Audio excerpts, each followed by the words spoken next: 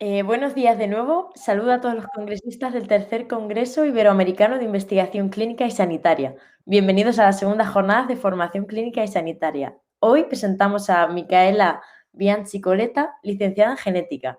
Nos acompaña desde Buenos Aires, Argentina. Deseamos que paséis un rato agradable y os invitamos a disfrutar de la segunda ponencia del día de Micaela, llamada Genética y cáncer, cómo influyen los genes y qué podemos hacer. Os recordamos también que podéis ir poniendo vuestras preguntas por el chat. Nada, Micaela, cuando tú quieras.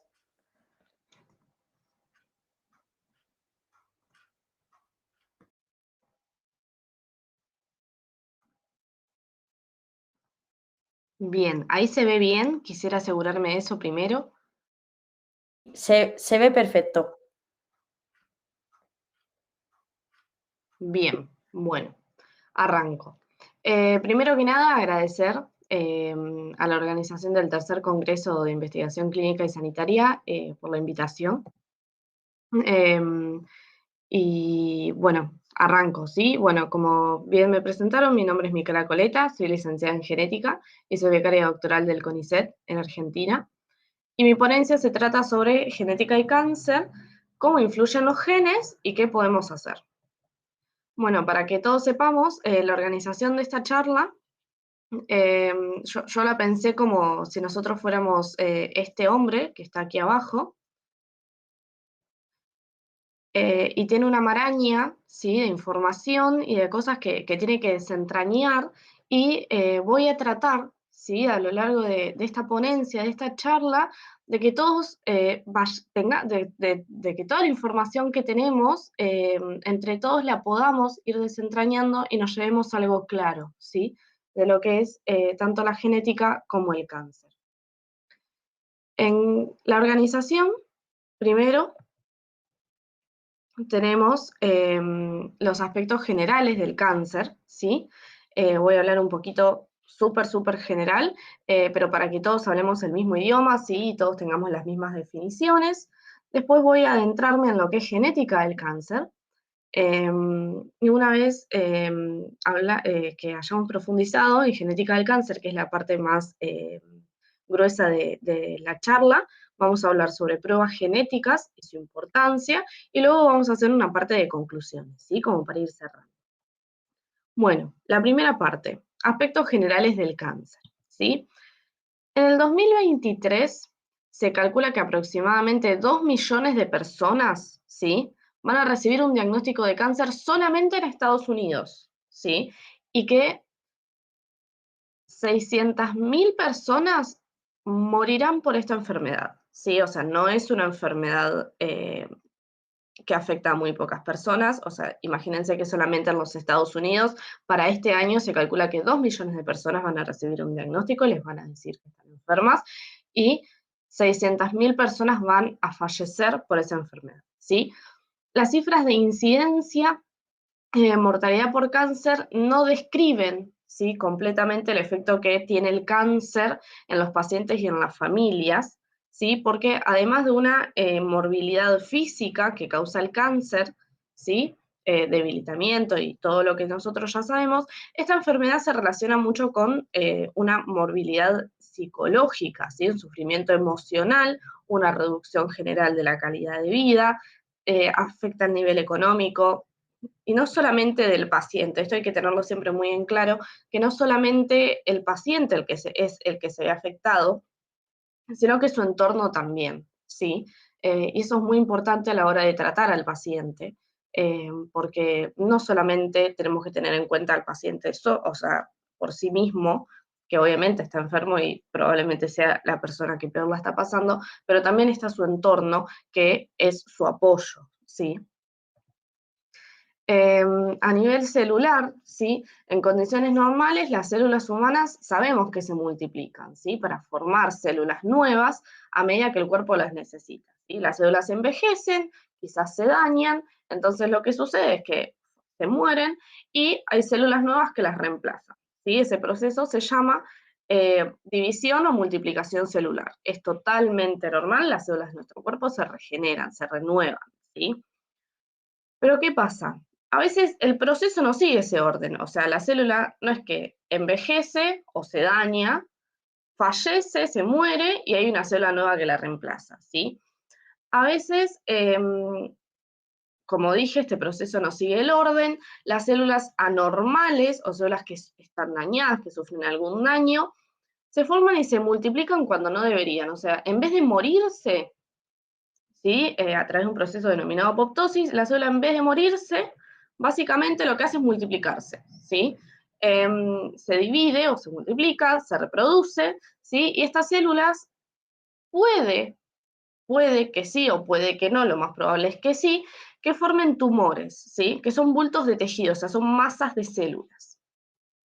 El cáncer es una enfermedad en la que algunas células del cuerpo se multiplican sin control, ¿sí? Así definimos nosotros al cáncer. Y obviamente puede diseminarse a otras partes del cuerpo, ¿sí?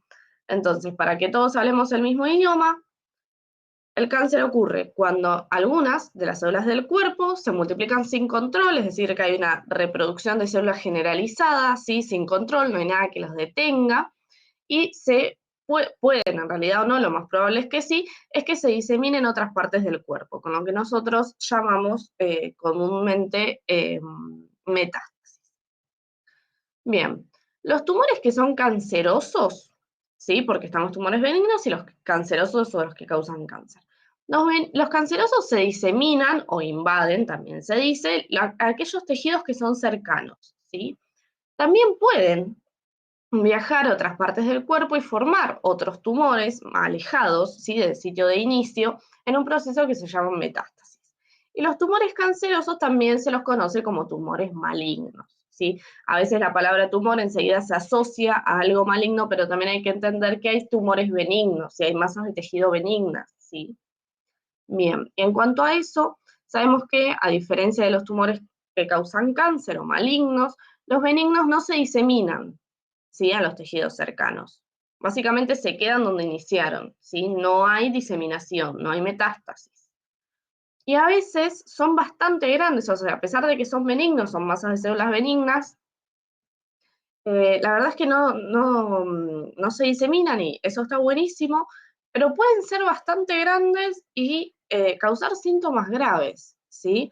Por ejemplo, en los casos de tumores que compriman la médula espinal o que compriman el cerebro o que compriman nervios en general o algún órgano, ¿sí? Entonces, por más que ese tumor sea benigno y que no vaya a causar cáncer, hay que controlarlos, ¿sí? Obviamente, porque corre riesgo de vida la persona, ¿sí? Por más que no sea cáncer, corre riesgo de vida y hay que seguirlos igual bastante de cerca, ¿sí? Bien, para diferenciar un poquito las células normales de las células cancerosas, nosotros sabemos que las células normales necesitan señales para dividirse, ¿sí? O sea, el entorno de cada célula le va a mandar señales, ¿sí? Para que se divida. Resulta que las células normales, como bien dije, necesitan de esas señales para dividirse. Si las células normales no reciben ningún tipo de señal de una célula vecina que le diga, tenés que dividirte, tenés que generar una célula hija, la célula normal no se va a dividir, ¿sí? En cambio, la célula cancerosa no necesita señales para dividirse. Entonces, como no necesita señales, se divide cuando quiere. Y ese cuando quiere es siempre. Por eso el cáncer se forma tan rápido y se disemina tan rápido. Porque no hay nada, no hay ninguna señal que le diga a la célula que tiene que frenar, que tiene que dejar de dividirse, ¿sí? Las células normales sufren un proceso que se llama apoptosis o muerte celular programada, seguramente la escucharon con ese nombre, que básicamente es que la célula tiene un sistema, ¿sí? Molecular de reconocimiento de daños, ¿sí? Puede ser a nivel genético, a nivel celular, o sea, daños en general en la célula, y dice, bueno, o sea, hablando así, dice, bueno, yo estoy teniendo un problema, hay algo que está mal, voy a desencadenar un proceso que se llama apoptosis o muerte celular programada, entonces no voy a causar más daño, ni a mí ni a las células vecinas. Resulta que las células cancerosas no sufren de apoptosis. ¿sí? Todavía no está del todo claro si la célula cancerosa no sufre de apoptosis, o al menos yo no lo tengo claro, quizás esté reportado. Si no sufre apoptosis porque no responde a las señales, que en realidad es lo más probable, ¿sí? Que haya señales de apoptosis, pero no responda, decía no responder, no hacerles caso a esas señales, o porque no es capaz de generar esas señales. No sé si me explico. Luego, bueno, las células normales obviamente son reconocidas por el sistema inmune, ¿sí? Porque si no fueran reconocidas por el sistema inmune, tendríamos justamente lo que se denominan enfermedades autoinmunes. Puede pasar, son comunes, tienen una incidencia bastante alta en la población, pero las células normales son reconocidas por el sistema inmune las reconoce como propias y, perdón, y no las ataca, ¿sí? En cambio, las células cancerosas no son reconocidas por el sistema inmune. Pero no son reconocidas por el sistema inmune no significa que el sistema inmune dice, esta célula es cancerosa, voy a atacarla. Sino que el sistema inmune cuando va, porque nosotros, o sea, el sistema inmune básicamente son un montón de células y tipos celulares que van siempre rastreando todas las células del cuerpo en todo momento, ¿sí? Para ver si reconocen algún tipo de célula extraña. Cuando pasan básicamente las células del sistema inmune por una célula cancerosa, no la distinguen, ¿sí? Es como si fueran ciegas las células del sistema inmune a las células cancerosas, ¿sí? La célula es como si no estuviera, básicamente, como si se hicieran invisibles ante el sistema inmune, lo cual es muy, muy peligroso porque nuestro sistema inmune es el que muchas veces nos salva, ¿sí? De tener tumores, porque por lo general el crecimiento sin control, ¿sí? De ciertas células es normal en nuestro cuerpo, ¿sí? Pero llega un punto en el que es reconocido por el sistema inmune lo corta y no nos enfermamos de cáncer. Pero resulta que las células cancerosas no son reconocidas por el sistema inmune, entonces básicamente el sistema inmune no se entera que hay una célula cancerosa ahí, ¿sí? Bien, las células normales poseen algunas mutaciones, ¿sí? Todas las células de nuestro cuerpo poseen mutaciones. Es normal, lo más probable es que ninguna célula de nuestro cuerpo sea igual a la otra, porque todas van acumulando pequeñas mutaciones. Pero no pasa nada. El tema es que la célula cancerosa posee numerosas mutaciones, ¿sí? Posee un montón de mutaciones. ¿Por qué? Porque al dividirse tan rápido y tener un metabolismo tan acelerado, ¿sí? Se reproduce rápido, eso genera errores, ¿sí? A nivel genético, en el ADN, entonces la cantidad de mutaciones que tiene son un montón, se van acumulando, ¿sí? Generación tras generación de células, y eso ayuda a la célula a sobrevivir, ¿sí? Bueno, esto un poquito lo spoileé recién, las células normales tienen un metabolismo normal, común, ¿sí? Lo que podríamos llamar basal, que es con un ritmo normal. En cambio, las células cancerosas tienen un metabolismo alterado, tienen un metabolismo rápido, ¿sí? Y tienen diferentes requerimientos de nutrientes con respecto a las células normales. Por ejemplo, no requieren de tanto oxígeno, no requieren de tantos nutrientes.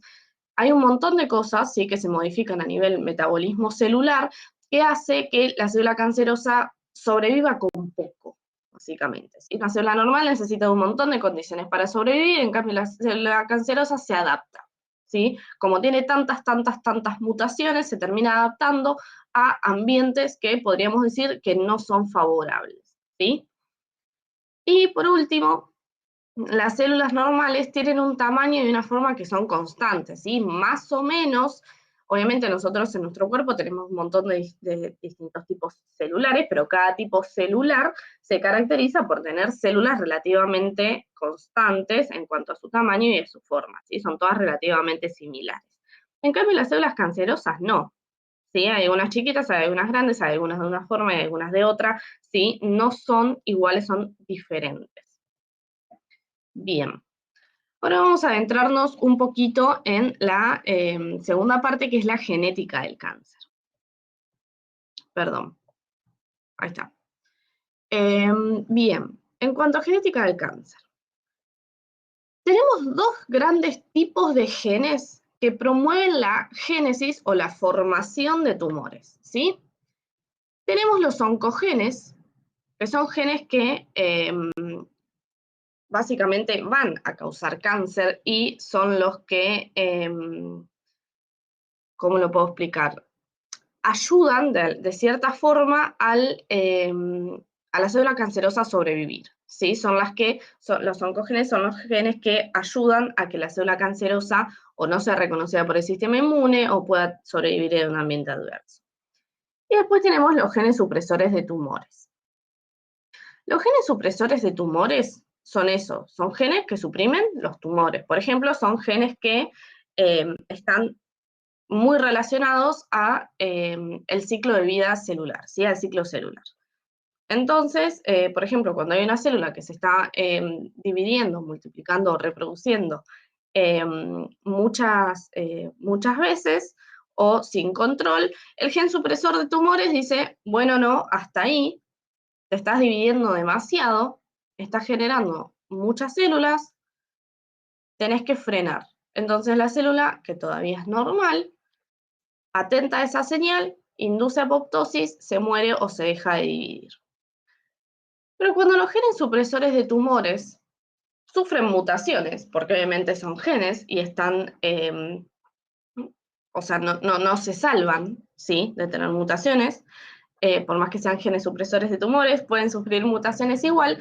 Cuando sufren mutaciones, esas mutaciones son importantes, se transforman en oncogenes, ¿sí? Se transforman en oncogenes y efectivamente van a ayudar al cáncer, ¿sí? A las células cancerosas. Bien, en cuanto a mutaciones, tenemos mutaciones del ADN, del ARN, en cuanto a mutaciones de las proteínas, y después otro tipo de mutaciones como los RNA largos no codificantes, los RNA pequeños y toda la parte de epigenómica. Yo acá, la verdad es que no me voy a meter, no voy a hablar porque si no tengo que dar una ponencia aparte, o podemos estar todo el día hablando, así que me voy a centrar en ADN, ARN y proteínas. Bien, en cuanto a ADN tenemos mutaciones sin sentido y otro tipo de mutaciones de las que voy a hablar, mutaciones en el marco de lectura o de corrimiento de marco de lectura y los rearreglos cromosómicos, ¿sí? Bien, arrancamos. En cuanto a mutaciones sin sentido, en realidad las mutaciones sin sentido son estas, ¿sí? En las que se sustituye un codón de stop, o sea, se sustituye, perdón, un aminoácido por un codón de stop, ¿sí? Básicamente una proteína que iba a tener X cantidad de aminoácidos, por ejemplo, no sé, 200 aminoácidos, sufre una mutación, por ejemplo, esta C de esta tirosina, ¿sí? Muta a una guanina, el codón es TAG y se produce un codón de stop. Entonces, ya sabemos que esta proteína va a estar truncada, ¿sí? Va a tener menos cantidad de aminoácidos. Si puede o no puede cumplir su función o cumple otra función diferente a la que tenía, depende de en qué lugar se produce este codón de stop, ¿sí? Si se produce prematuramente, lo más probable es que esa proteína ni siquiera cumpla funciones, ¿sí? Y si se produce más hacia el final, quizás la proteína pueda seguir cumpliendo su función o quizás cumple otras funciones debido a esta mutación, ¿sí? Después están las mutaciones silenciosas que a nivel secuencia proteica no tienen ningún tipo de efecto, ¿sí? Por ejemplo, acá la tenemos. En este codón que codifica para una valina, acá hay una adenina. Y acá tenemos una timina y se sigue codificando para una valina. ¿Por qué? Porque, como sabemos, el código genético es degenerado, ¿sí? Y hay varios codones, ¿sí? Varios tripletes que codifican para el mismo aminoácido, ¿sí? Por ende, hay veces en las que se producen mutaciones, pero si esa mutación se produce en un codón y ese codón puede seguir codificando el mismo aminoácido, lo va a hacer, ¿sí? Por ejemplo, acá la G y la T se quedaron como estaban, y la adenina se cambió por natimina, pero resulta que el codón GTA y el codón GTT también codifican para valina, ¿sí? Entonces acá no habría problema, la secuencia proteica sigue siendo exactamente la misma. El tema de estas mutaciones silenciosas, uno piensa que no van a causar nada o no van a causar ningún tipo de problema, pero hay que tener en cuenta que son mutaciones que se van acumulando, ¿sí? Y después tenemos las mutaciones de cambio de sentido, en las que efectivamente, por ejemplo acá, este codón, que codificaba para una prolina, que era CCC, esta C se cambia, las citosinas se cambian por una adenina, y ahora en vez de tener una prolina tenemos una tirosina, ¿sí? Esto puede afectar tanto, o sea, afecta obviamente la estructura primaria de la secundaria y puede afectar su plegamiento y su función. Bien, después tenemos las mutaciones en el marco de lectura. Las mutaciones en el marco de lectura ocurren cuando, por ejemplo, hay adición o sustracción de nucleótidos, ¿sí? Entonces, como hay adición o sustracción de nucleótidos, por ejemplo acá, bueno, tenemos obviamente el ARN mensajero, las bases, los codones y a qué aminoácido codifican. Si hay una sustracción, ¿sí? Una eliminación de dos bases, por ejemplo una citosina y una guanina, obviamente la arginina, o sea, esto se corre, ¿sí? O sea, ustedes ven que acá está esta C y esta G, que son las que se eliminaron, y el resto se corre 2 lugares, ¿sí? Porque obviamente se eliminaron 2 bases. Si se hubiera eliminado una, se corre un solo lugar, o también ocurre lo mismo cuando se adicionan, ¿sí? Entonces vamos a tener que nuestra proteína, como se corre, se modifica ese marco de lectura, nuestra proteína no va a estar conformada por los mismos aminoácidos, sino que va a estar conformada por otros. Entonces quizás vamos a tener de una proteína súper larga, y con X cantidad de aminoácidos, vamos a tener una proteína más corta con aminoácidos diferentes, ¿sí? Y esto hace, obviamente, a la función de la proteína. Bien, en cuanto a arreglos cromosómicos, esto bueno, es una célula humana, obviamente, 2n igual 46, y es euploide. ¿Qué significa? Que tiene una ploidía normal, que tiene una cantidad de cromosomas normales, ¿sí? 2n es igual a 46. Y después están las células aneuploides, ¿sí? En las que puede faltar un cromosoma, o más de uno, ¿sí? O puede haber cromosomas adicionales, ¿sí? Por ejemplo, si falta un cromosoma, tenemos una monosomía, y si se agrega un cromosoma, tenemos una trisomía, ¿sí? Pero la idea es que hay adición o sustracción de cromosomas enteros. Y también tenemos lo que son las deleciones, las duplicaciones y las inversiones. Dentro de los cromosomas, como verán, ya pasamos del nivel de gen a nivel cromosoma, ¿sí? Vamos escalando. Tenemos deleciones, ¿sí? En las que cuando se está replicando este cromosoma, que puede representar cualquier cromosoma, ¿sí? De los que nosotros tenemos, básicamente hay una parte que se depleta. Por ende, el cromosoma es más pequeño y toda la información genética que se codificaba, ¿sí? en esta región del cromosoma la vamos a perder, ¿sí? Después tenemos las duplicaciones que ocurren cuando una región del genoma literalmente, o sea, del cromosoma, perdón, literalmente se duplica, ¿sí? Entonces esta información la tenemos duplicada y esto en realidad es bastante peligroso, ¿sí? Porque vamos a tener el doble de RNAs mensajeros y lo más probable es que tengamos el doble de proteína de, de la información que se codifique, ¿sí? En esta región del cromosoma. Y después tenemos las inversiones, ¿sí? La inversión es básicamente que se dé vuelta, ¿sí? Una región del genoma que estaba así se da vuelta, y al darse vuelta básicamente lo que era la hebra 5' 3' va a quedar 3', 5' y viceversa. Y también hay que tener en cuenta en estos tres casos, ¿sí? Que, o sea, en dónde se produce ese corte, ¿sí? El corte, o sea, la deleción de dónde a dónde y la inversión de dónde a dónde, porque los genes que están cercanos, ¿sí? A estas secciones también pueden verse afectados, porque no es que, por ejemplo, para una deleción dice, bueno, no, acá termina este gen, una vez que termina este gen voy a depletar todo lo que sigue abajo, y no sé, cuando arranca tal gen, bueno, ahí corto, ¿sí? La idea es que no.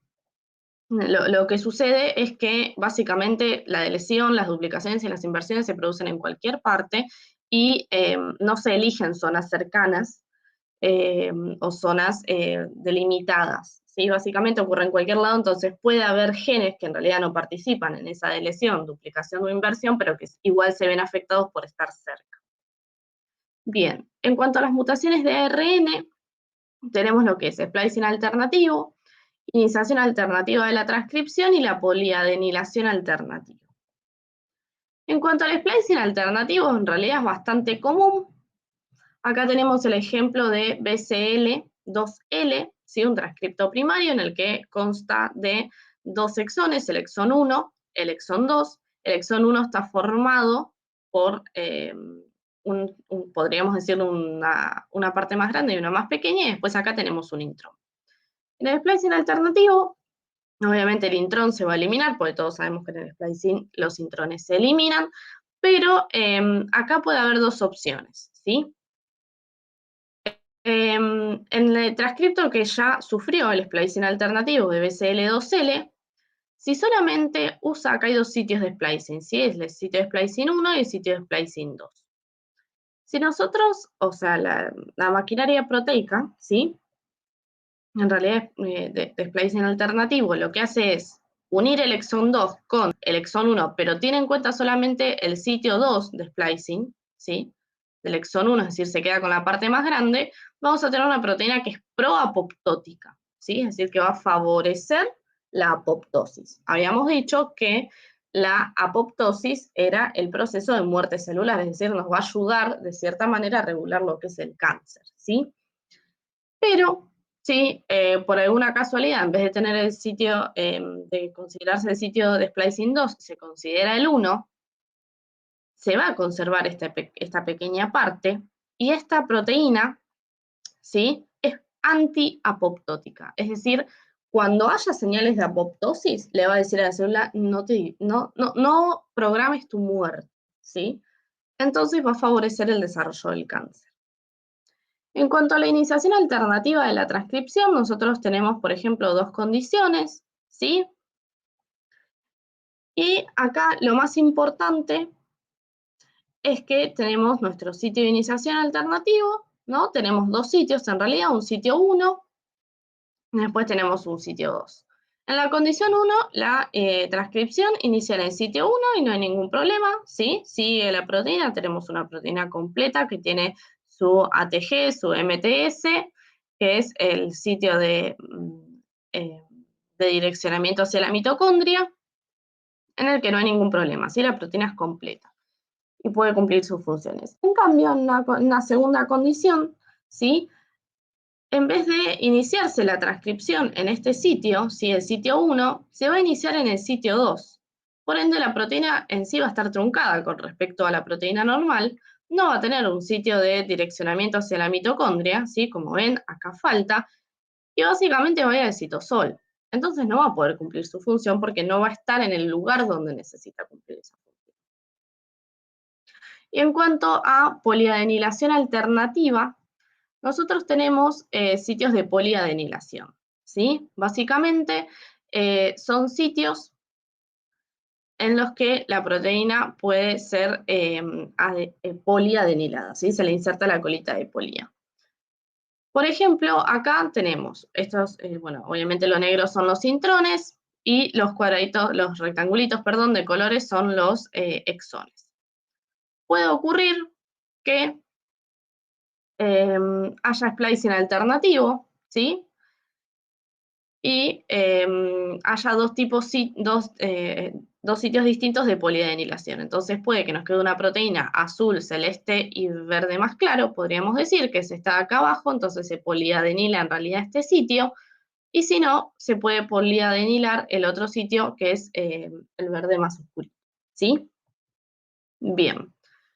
Y en cuanto a mutaciones de proteínas, tenemos las modificaciones post-traduccionales, las isoformas proteicas, el clivaje proteolítico y la localización errónea.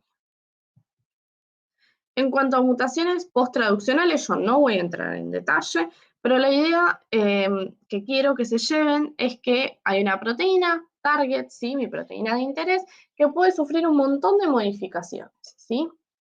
Ese montón de modificaciones, acá hay algunos, en realidad son cientos, pero los más comunes son la ubiquitinación, la fosforilación, la metilación, la acetilación y la glicosilación, ¿sí? Básicamente las modificaciones posttraduccionales hacen al funcionamiento de la proteína y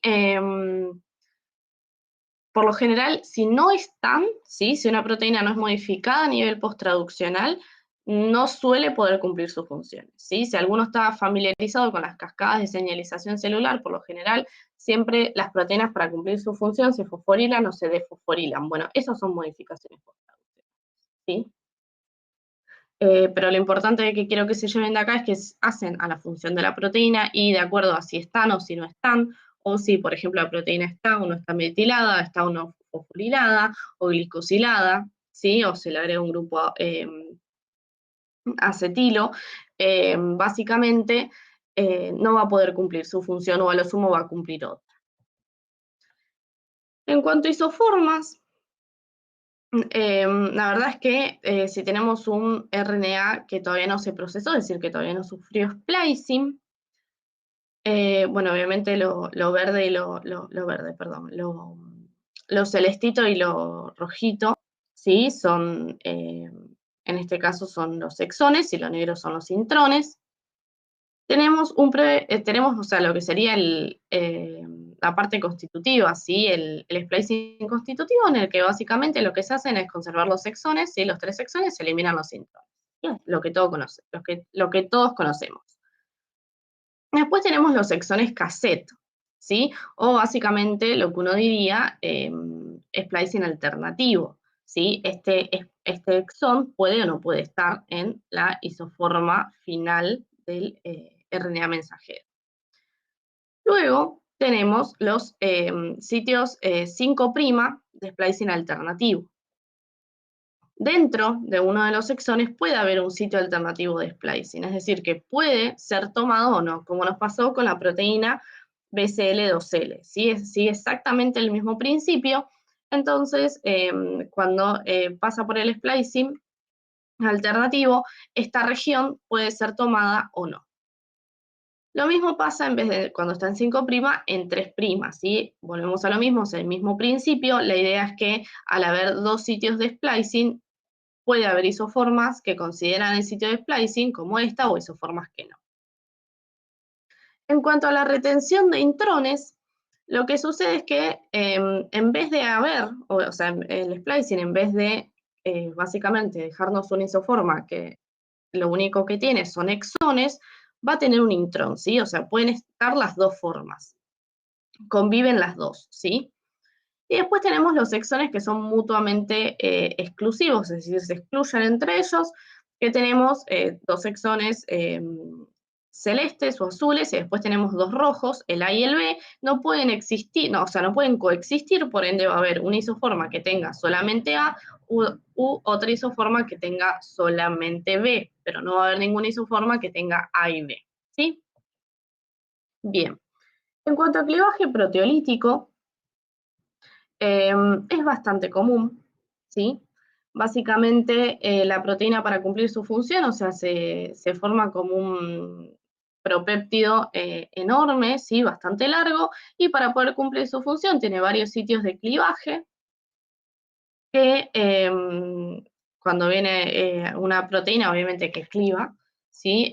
Proteínas, corta, ¿sí? La proteína en estos sitios, y así es como puede cumplir su función o no, ¿sí? O puede cumplir otra, ¿sí? Y en cuanto a la localización errónea, que es bastante importante y uno a veces no le presta atención, por ejemplo, las proteínas que están en el citosol pueden, ¿sí? Por señales, ¿sí? Transportarse a nivel post-transcripcional, bien digo, a la mitocondria, al peroxisoma, al cloroplasto o al núcleo, ¿sí? También, mientras están transcribiendo, traduciendo, perdón, pueden ir al retículo endoplasmático, ¿sí? Pero si sabemos que va a ir a membrana celular o su localización va a ser fuera de la célula, o se va a transportar en vesículas, va a ir al aparato de Golgi, que puede ser por excreción celular, ¿sí? O sea, por secreción, perdón, la proteína esta puede ser una proteína de membrana, puede ir a parar a los lisosomas u otras partes del sistema de endomembranas de la célula. Entonces, la idea de esta diapositiva no es que entremos en detalle en todo esto, sino que entiendan que las proteínas se pueden localizar en cualquier parte, ¿sí? de nuestras células, pero tienen una localización específica, y esa localización específica hace a su función, ¿sí? Si la proteína no está en el lugar correcto, o no cumple su función o va a cumplir otra, y ahí es donde empieza la peligrosidad. Y bueno, como bien les dije, también hay otras mutaciones, por ejemplo, que tienen que ver con RNAs o el epigenoma, en las que no voy a entrar en detalle porque si no, tengo que dar una ponencia aparte, podemos estar hablando todo el día sobre eso.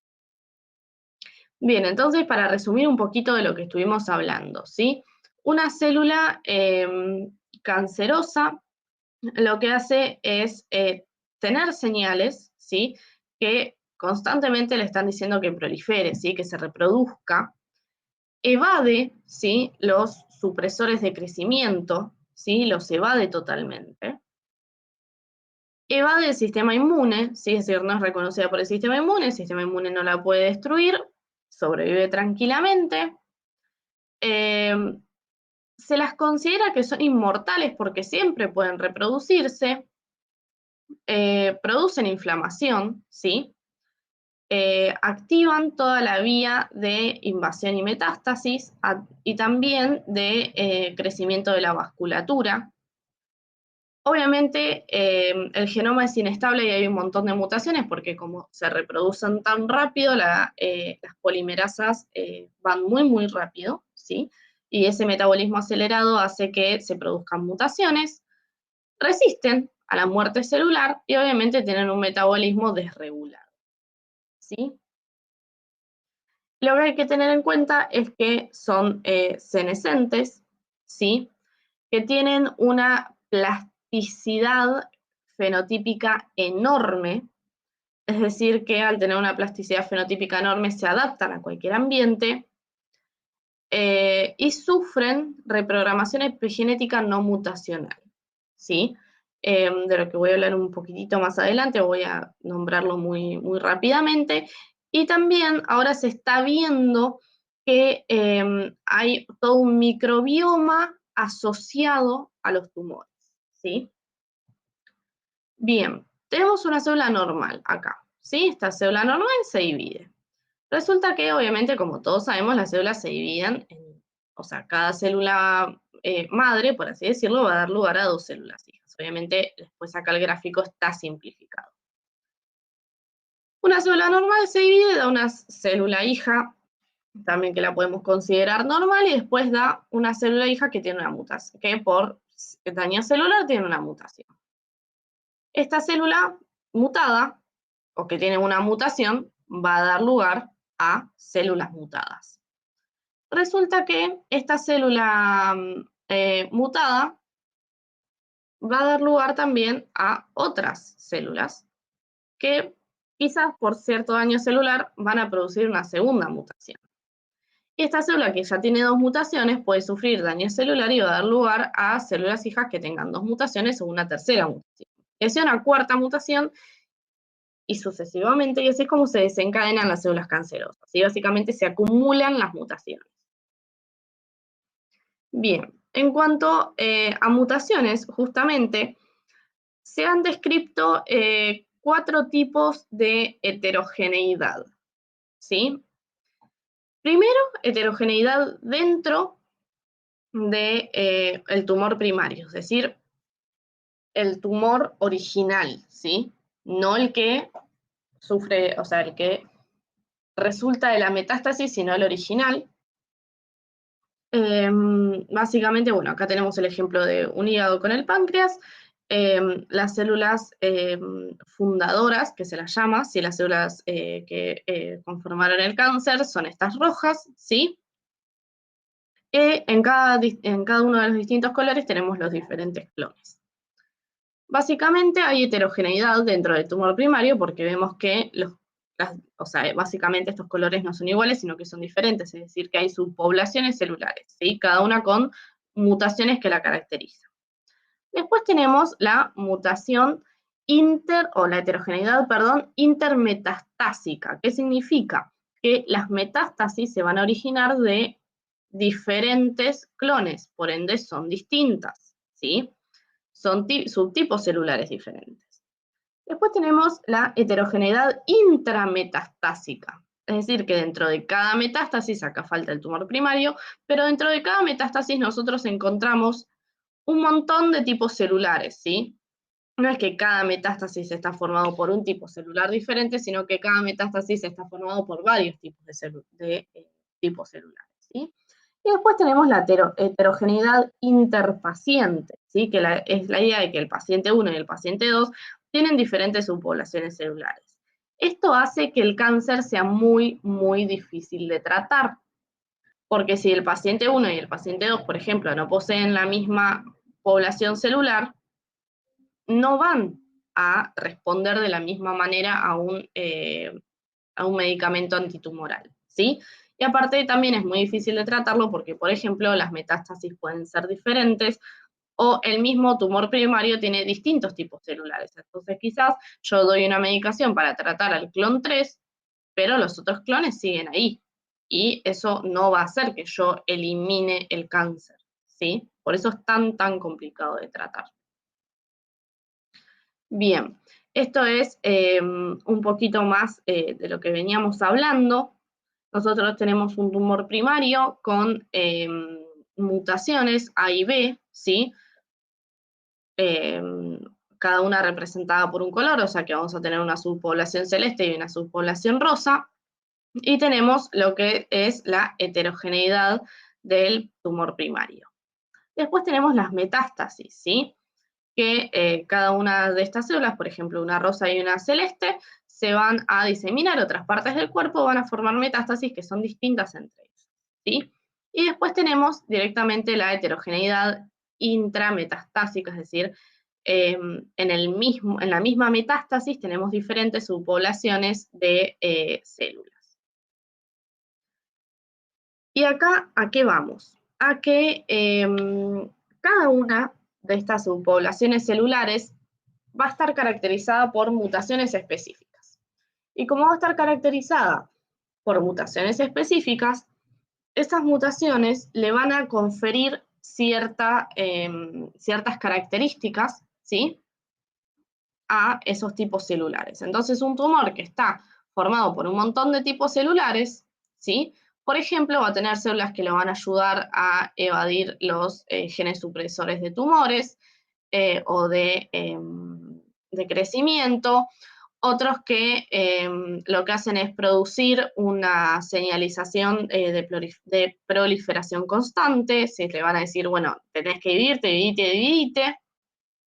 Van a tener poblaciones celulares que van a resistir a la muerte celular, que van a tener un metabolismo desregulado, otras que van a inducir angiogénesis, otras que van a activar la metástasis, ¿sí? Entonces, la verdad es que esta heterogeneidad de los tumores, ya sea del tumor primario o de la metástasis, es lo que las hace tan difícil, hace a los tumores tan difícil de tratar, ¿sí? Bien, ahora ya vamos por la tercera parte de pruebas genéticas. Las pruebas genéticas, ¿cuándo suelen hacerse? Primero en personas con riesgo familiar, riesgo familiar alto, perdón, de diversos tipos de cáncer, ¿sí? Voy a tomar agua.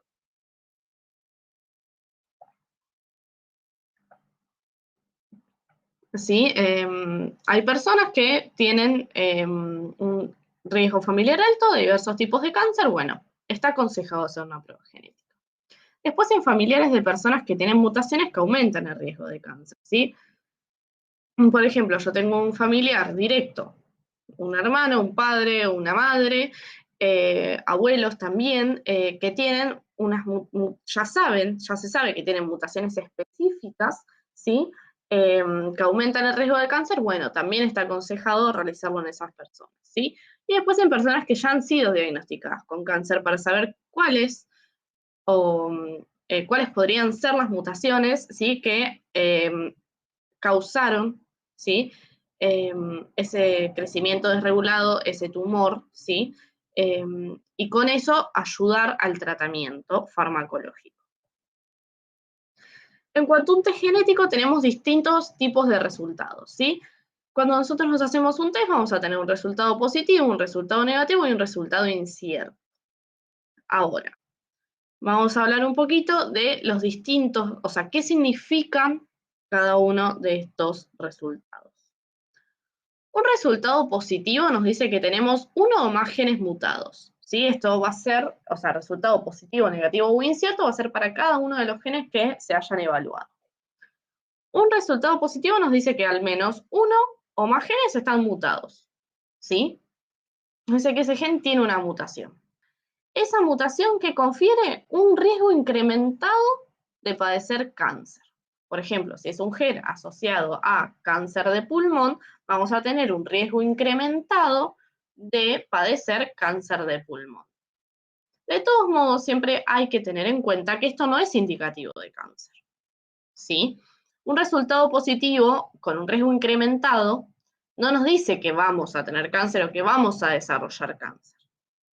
Lo que nos dice es que tenemos más riesgo, nada más, ¿sí? Por eso las pruebas genéticas siempre hay que tomarlas con mucho cuidado. Así que, y de eso voy a hablar un poquito más adelante, porque, como bien digo, un resultado positivo me dice que el riesgo es mayor, pero eso no es indicativo de cáncer, ¿sí? Eso depende del tipo de mutación, de un montón de cosas, ¿sí? Después tenemos los resultados negativos. Los resultados negativos me puede decir que no hay mutaciones para los genes estudiados, ¿sí? A priori me dice eso, mira, no hay mutaciones que estén reportadas para los genes que estamos estudiando, entonces como no hay mutaciones, nosotros consideramos, o las mutaciones que se estudiaron o las que vos tenés, no son las que causan cáncer, así que en teoría no vas a tener un riesgo aumentado, ¿sí? Entonces, un resultado negativo no es indicativo de que no se va a padecer cáncer o el cáncer no se va a desarrollar, sino es que el riesgo, o sea, nos está diciendo, tenés el riesgo de cualquier persona, ¿sí? Porque todos tenemos riesgo de padecer cáncer, puedo decir, tenés el riesgo de cualquier persona, ¿sí? O sea, el mismo riesgo que tiene cualquier persona de padecer cáncer lo tenés vos también, ¿sí? Y obviamente, lo que acabo de decir, el riesgo no es cero, bajo ningún punto de vista, sino que el riesgo sigue siendo igual al del resto de la población, ¿sí? Que no tiene mutaciones. Y después tenemos las variantes de significado incierto. Las variantes de significado incierto son todo un mundo en sí mismas. Y esto ocurre cuando la mutación que tiene una persona, ¿sí? No está caracterizada. Es decir, que no hay información bibliográfica al respecto.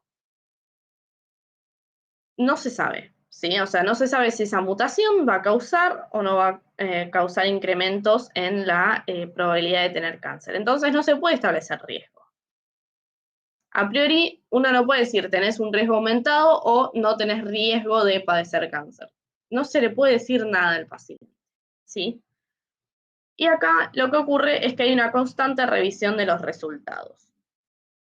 En mutaciones que ya están súper estudiadas y caracterizadas con una bibliografía muy importante, que las respalda, tanto para mutaciones que efectivamente causan cáncer como para mutaciones que no. Eso por lo general no se revisa, pero las mismas empresas que realizan, porque por lo general, por lo menos en Argentina, o lo que yo conozco, suelen ser empresas, ¿sí? Las que realizan estos estudios genéticos, guardan los resultados y hay siempre una constante revisión de los resultados en cuanto a las variantes de significado incierto, ¿sí? Cada X cantidad de años, por ahí cada 2, 3 años, todas las variantes de significado incierto se vuelven a buscar y se le informa al paciente, o sea, si no hay cambios, obviamente no se le informa, pero si no se le informa y se le dice, mira, la verdad es que desde que vos te hiciste el estudio hasta ahora, hubo se reportaron trabajos, se reportaron casos de la misma mutación que tenés vos, y esa mutación tiene un riesgo incrementado o tiene un riesgo disminuido de padecer cáncer, ¿sí? Es decir, hay siempre una constante revisión, y eso está muy, muy bueno.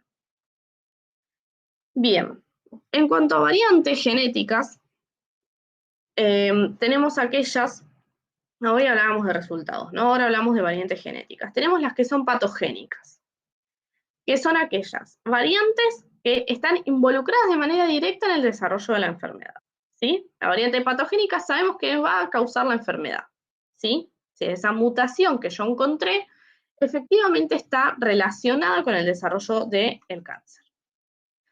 Después tenemos las variantes probablemente patogénicas, que están involucradas en la enfermedad, pero la evidencia no es concluyente, ¿sí? Entonces, al no ser concluyente, obviamente no podemos sacar conclusiones sobre eso, y al no poder sacar conclusiones, decimos, bueno, es probablemente patogénica, pero no estamos del todo seguros, ¿sí?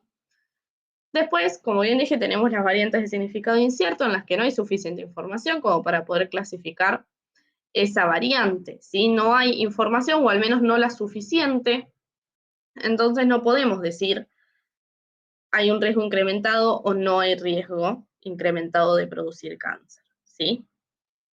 Sino que no sabemos, y son las que se están siempre estudiando.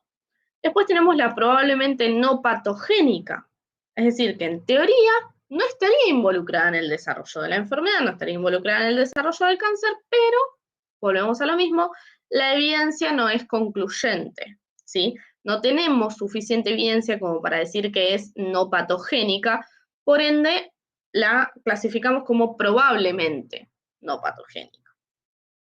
Y después tenemos las variantes no patogénicas per se, que son aquellas que sabemos, y hay mucha bibliografía que nos respalda, que no está involucrada de manera directa en el desarrollo de la enfermedad, ¿sí? Las variantes, más allá de que siempre se están revisando las variantes de significado incierto, las probablemente patogénicas y probablemente no patogénicas también están en revisión, ¿sí? Constante, porque obviamente la idea es siempre llevarle la información al paciente, ¿sí? Bien, este es un gráfico que a mí me gusta mucho, que es de la arquitectura genética del riesgo del cáncer. Acá tenemos la frecuencia de los alelos, ¿sí? La frecuencia de las mutaciones, y acá tenemos el riesgo relativo, ¿sí? Aquellas variantes o aquellas mutaciones que son comunes tienen una penetrancia baja, es decir, que la tiene muy poca parte de la población, pero tiene un riesgo relativo bajo. O sea, son comunes, las tiene igual poca parte de la población, y su riesgo es bastante bajo. Después tenemos las variantes raras, que tienen una penetrancia moderada. ¿Qué significa? Que hay cierta cantidad de gente que las posee, y, perdón, el riesgo relativo es bastante alto, ¿sí? Y después tenemos las variantes raras, ¿sí? Que tienen una penetrancia alta, y el riesgo relativo es muy aumentado. Es decir, que de esto lo que nos tenemos que llevar no es ni el riesgo relativo ni la frecuencia alélica, sino que cuanto más común sea la variante, más personas la tengan, más, o sea, menos agresivo, sí, puede llegar a ser ese cáncer y hay menos riesgo de padecerlo. En cambio, las variantes raras tienen un riesgo muy, muy aumentado, ¿sí?, de producir cáncer.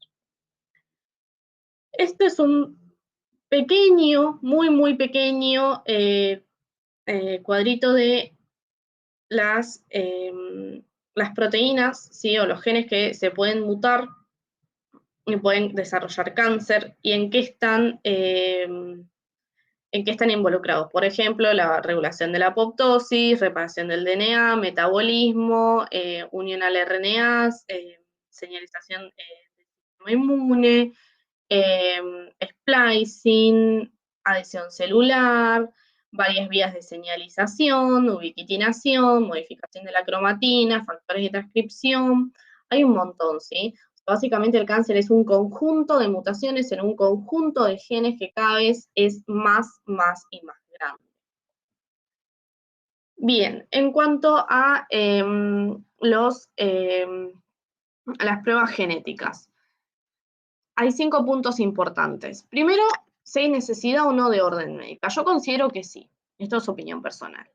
Yo considero que se necesita una orden médica, ¿sí? Porque hay un médico que debe decir, bueno, efectivamente vos necesitas hacerte un examen, ¿sí? Necesitamos una orden médica. Sabemos que hay empresas que hacen igual los estudios sin órdenes médicas. Yo no soy partidaria de eso, pero vuelvo a decir, es opinión personal. Yo creo que hacerse una prueba genética así por así no está bueno porque no hay un médico detrás que nos respalde y necesitamos mucha información, ¿sí? La verdad es que una persona que no tiene estudios a nivel, o sea, que no estudia o que no se formó a nivel genético, no es genetista o no es un médico especializado en genética, no va a saber interpretar bien esos resultados. Entonces, la idea es que haya siempre un médico formado detrás para poder decirle al paciente cuál es la implicancia de cada una de las mutaciones que se encontraron, o las variantes de significado incierto, o lo que sea, ¿sí? Después tenemos un segundo punto, que es quién paga los estudios.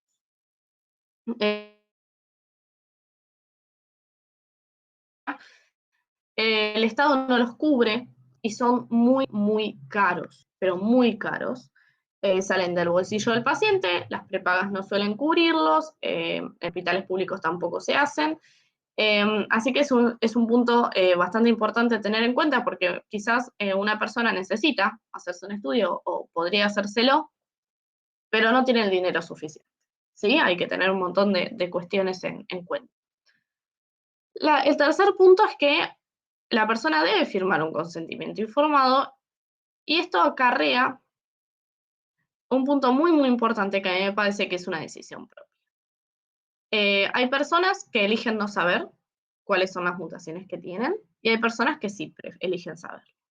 Me parece que eso es algo que hay que respetar, pero vuelvo a decir lo mismo, es una opinión totalmente, es una opinión propia. Los demás pueden o no estar de acuerdo conmigo y está bien. Pero yo creo que es una decisión propia del paciente, ¿sí? Hay pacientes que prefieren saber y hay otros que prefieren no saber, y eso debe respetarse, ¿sí? Porque recordemos que el paciente es el que está sufriendo, el que la está pasando mal, más allá de que su entorno obviamente también se ve afectado, el paciente es el que está enfermo y el que está atravesando por el proceso, ¿sí? Entonces hay que respetar sus decisiones, obviamente hay que respetar las decisiones de todos en cualquier contexto, pero también hay que tener en cuenta que hacerse un estudio genético de esta magnitud puede lidiar con los resultados, puede ser complicado y muchas veces quizás se prefiera, ¿sí? No hacérselo, o sí quiere hacérselo y por ahí la familia no está de acuerdo, pero bueno, está bueno respetar siempre la decisión del paciente. Un punto muy importante, sí, el cuarto es, ¿cómo le comunico al paciente y a su familia los resultados? ¿Sí? Porque volvemos a lo mismo, no, por lo general, los pacientes no son personas que están formadas en cuanto a, o a nivel genético, o sea, no tienen información sobre genética, suelen ser población general, que está formada en un montón de cosas, pero en genética no, Entonces, los médicos tienen que tener mucho tacto, ¿sí? Mucha consideración al informar, ¿sí? Los resultados. Y tiene que asegurarse que el paciente efectivamente está entendiendo la implicancia de los resultados que obtuvo y la significancia de eso, ¿sí? Por ejemplo, acá en Argentina, por lo general los médicos no están preparados, depende mucho de la persona y de su capacitación posterior, pero en las facultades de medicina no se los enseña, ¿sí? Entonces hay médicos que te tiran los estudios y te dicen, bueno, tenés esto, esto, esto, y no se preocupan en sí por el paciente, sino que básicamente le informan y ya está. Y la idea no es esa, ¿sí? Un paciente que está enfermo, con cualquier enfermedad, no solamente con cáncer, más allá de que esta charla sea sobre cáncer, es un paciente que está enfermo, que ya tiene una carga enorme y que hay que comunicarle las cosas de manera amable, hay que asegurarse de que la entienda, de que entienda toda esa información. Y no solamente hay que comunicárselo al paciente, sino que si el paciente está de acuerdo, por supuesto, también comunicárselo a la familia, ¿sí? Así que eso es la verdad, es un punto muy importante a trabajar y que hay que tener en cuenta. Y obviamente esto nos lleva al último punto, que hay que hacer un tratamiento interdisciplinar, ¿sí? Entre el médico genetista, el oncólogo y psicólogos y psiquiatras, ¿sí? Porque el paciente y la familia también necesitan apoyo, ¿sí? Entonces, el médico genetista determina cuáles son, en caso de que se haga, cuáles son las mutaciones que posee el paciente, se hace un trabajo interdisciplinar con el oncólogo, que es quien va a medicar al paciente, quien va a elegir la medicación correcta. Y después, obviamente, siempre se necesita apoyo, tanto psicológico y si se requiere psiquiátrico también, porque la verdad es que la carga emocional, ¿sí? De estar enfermo, y más que nada una enfermedad de este tipo, es muy alta, y el tratamiento interdisciplinar también entre psicólogos y psiquiatras no solamente es para el paciente, sino también para la familia, ¿sí? Necesitan contención. Eso muchas veces el sistema de salud, al menos en Argentina, lo deja afuera. Y bueno, ya para terminar, las conclusiones, tenemos variantes de la línea germinal, en la que efectivamente la variante está presente y está presente en los gametos. Bueno, acá hay dibujado un hombre, pero tranquilamente puede ser una mujer. Entonces puede tener sus ovocitos o sus espermatozoides con las mutaciones, por ende la descendencia, ¿sí? Los hijos que tengan van a tener esas mutaciones o pueden ser mutaciones somáticas, que en realidad son las más comunes, que no van a transmitirse, digamos, a la descendencia. Entonces, en cuanto a genética del cáncer, bueno, obviamente hay invasión, hay metástasis, hay angiogénesis, hay evasión de las células inmunes y de la apoptosis, y tenemos que tener en cuenta a nivel genoma los rearreglos cromosómicos y las mutaciones genéticas de las que ya charlamos. Después, a nivel transcriptoma, también hay fusión de transcriptos, de los que yo no nombré porque la verdad es que es bastante complicado y es un tema que uno no puede abordar en poco tiempo. Y después tenemos el splicing alternativo y todas las otras opciones de mutaciones de RNA que yo les nombré. Y después tenemos el epigenoma, que básicamente las dos modificaciones más grandes son la metilación del ADN y las modificaciones de las histonas. Pero bueno, como ya les dije, en esto no voy a entrar porque si no tenemos para largo. Hay que entender que la heterogeneidad genética no está ligada exclusivamente al cáncer, ¿sí? Como bien yo les dije al principio, probablemente nosotros no tengamos dos células iguales y ninguno tenga cáncer. O quizás sí, pero una persona que no tiene cáncer tiene, o sea, en sus células mutaciones, ¿sí?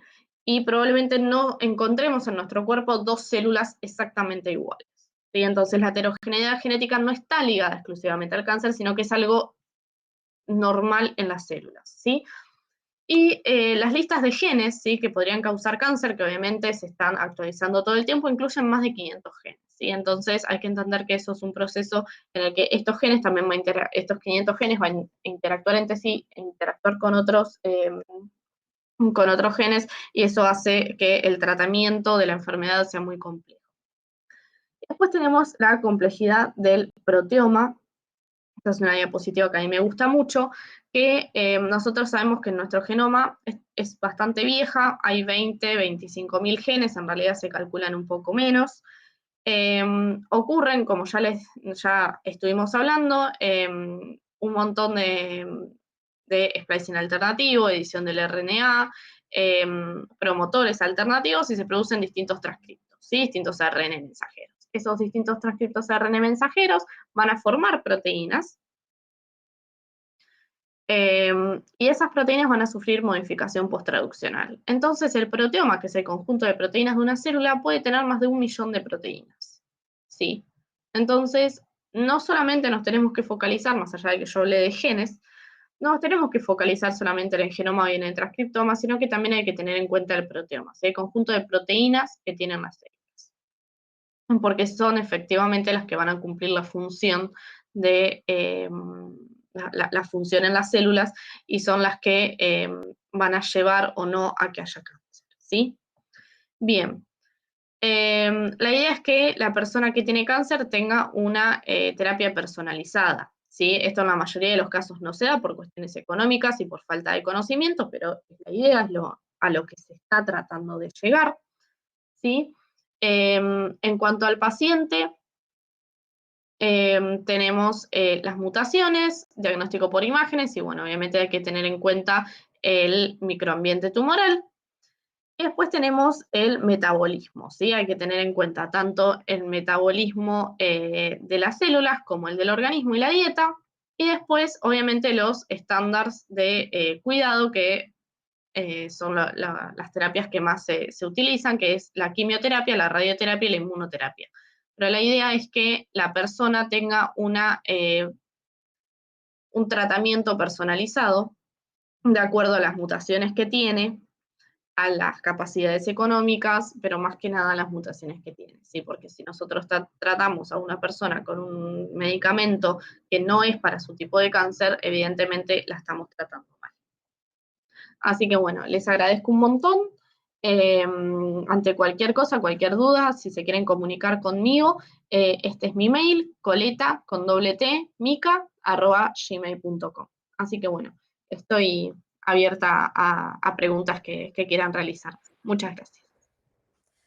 Hola de nuevo, Micaela, ¿qué tal? Todo perfecto. Voy a lanzarte una pregunta, ¿vale?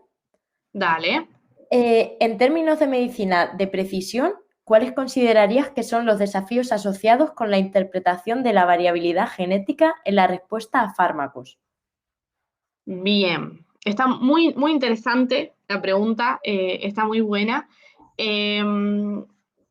A ver, no hay mucha investigación, eso es lo que pasa. La verdad es que por lo general lo que se hace es probar el fármaco en células que tienen las distintas mutaciones, o sea, se crean distintas líneas celulares que van a tener las distintas mutaciones, y se va probando, ¿sí? Pero lamentablemente es prueba y error, a veces no se prueba o se prueba directamente en humanos, y la verdad es que es bastante complicado porque es darle un medicamento que ya sabemos que está aprobado, por supuesto, a la persona y ver si funciona.